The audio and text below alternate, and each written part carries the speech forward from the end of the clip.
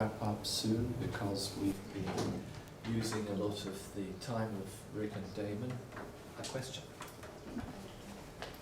It's regarding the war against drugs. I wonder if you think that there could be, if it's possible to design or to apply some kind of harm reduction approach to the overall strategy against drugs.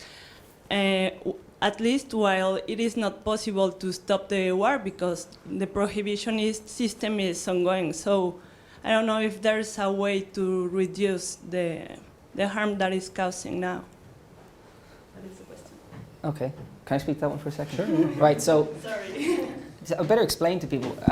Harm reduction isn't something that people might be familiar with because it just sounds like any two words thrown together about less harm, right? So it's a bit nebulous in that way. In the public health field, harm reduction refers to policies and interventions designed to reduce the social and health consequences associated with drug use, right? And the most kind of well-known examples are needle and syringe programs, so you're not injecting with sterile equipment, or methadone for opiate users, right? These are some of the most basic examples. There's more. This question has come up recently about can you apply the harm reduction paradigm to production and supply issues? And and I invite you to do it, to read the International Journal of Drug Policy. There's an ongoing debate on this. So a couple of economists applied this to production in Latin America, and said that a harm reduction paradigm should be applied to this instead of just blanket trying to eradicate all the crops. I wrote a response against that.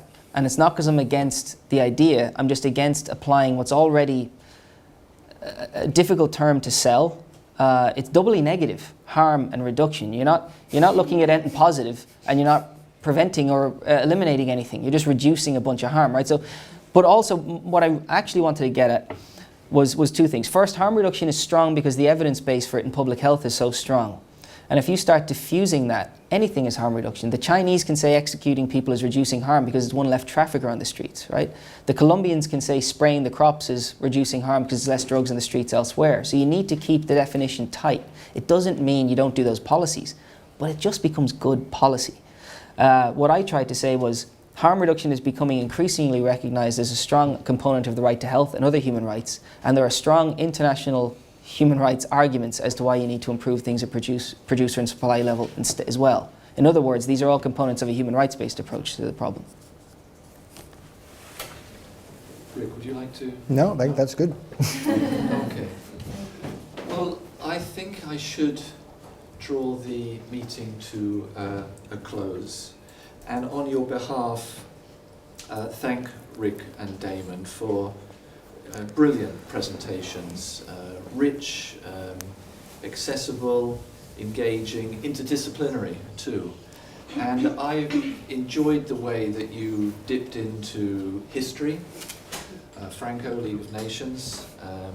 You dipped into the importance of being aware of where you're sitting at a meeting. This is very important. The contextualization of words like evil, the discussion of the legal meaning of phrases like appropriate measures. Importantly, the importance of data collection, of evidence, and there was much, much more. And it's been, in my view, this evening a wonderful example of the consistent application of human rights into a really important domain and into a really new domain, relatively new domain. And carrying human rights into new territories is hard work. There's always resistance. You need clarity of thought, consistency of principle, an ability to build conceptual bridges, an ability to build new political alliances. And it seems to me that you have both managed to do all those things as advocates and activists, researchers, thinkers, authors, even diplomats. So I don't wish to embarrass you, but you've done a fantastic job and have really blazed a trail for others to follow, including myself. So I'm extremely grateful to you for the role that you've played, and many thanks for educating us this evening. Thank you very much. Thank you.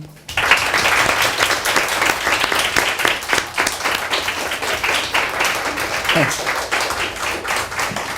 Okay. Thanks very much. It's very kind of you. How's the baby? 2 babies now. I knew there was a second one. Oh, that's what you're talking about then. Yeah, he's all right. He's a bit snuffly, so he's awake most of the night, but he's all right. Thank you very much. It's a pleasure. It was great. It's great. It's really good. I better take this. They charge 100 quid for it. I'm not letting it go. And they only gave me 2. Hello. Sorry, what was They only gave me 2. Oh, is that right? Stingy. Ah, you're damn right. Yeah, put my name on there. But the baby's grand. You know, it's Thank you very much. it cuts into my work time. My ability to travel is significantly curtailed. I mean, it's travel, divorce. It's a pretty easy choice, you know. Okay. West Norwood in South London. Hold on.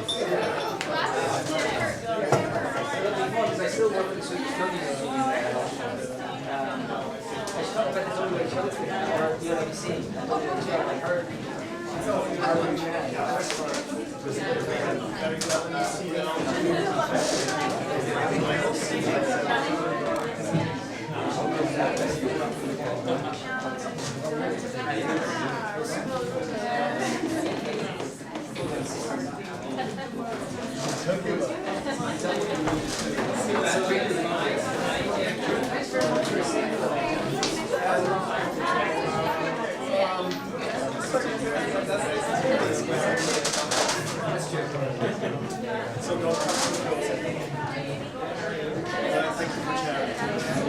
I hope that the presence of the BBC signals that you will now sign.